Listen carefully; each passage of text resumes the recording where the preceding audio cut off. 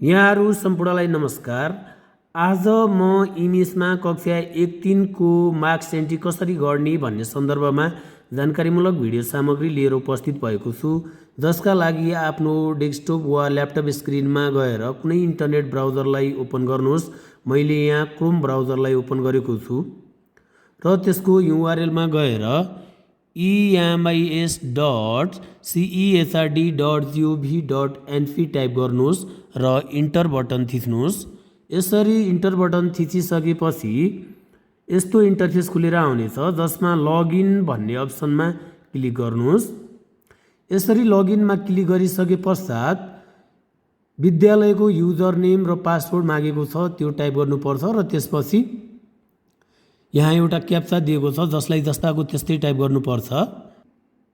Login बटनमा click गर्नुहोस्। Login बटनमा क्लिक गरिसके पश्चात यस्तो इन्टरफेस खुलेर आउनेछ।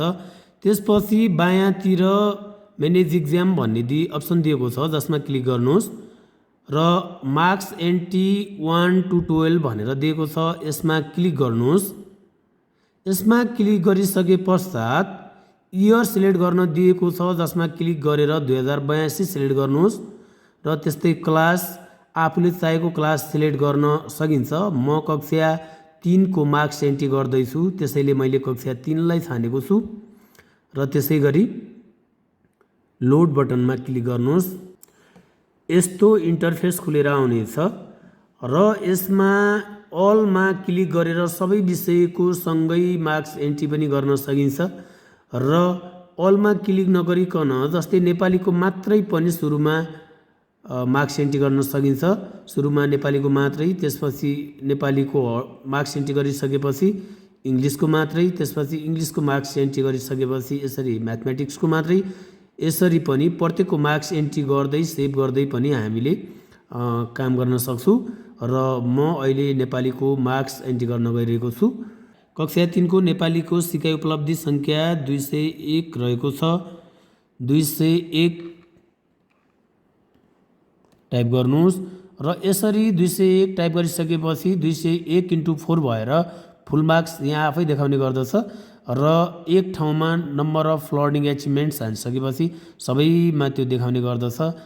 त्यो नम्बर अफ लर्निङ एचिभमेन्ट्स × 4 भएर फुल मार्क्स देखाउँछ भने अब विद्यार्थीले प्राप्त गरेका लर्निङ एचिभमेन्ट्सहरू 201 मध्ये कति लर्निङ एचिभमेन्ट्सहरू प्राप्त गरेको छ, ती लर्निङ एचिभमेन्ट्स × 4 गर्दाखेरि हुन आउने मार्क्स जति छ त्यसलाई यहाँ चढाउनु पर्दछ। जस्तै 300 प्राप्त गरेको छ भने त्यस्तै 804 मा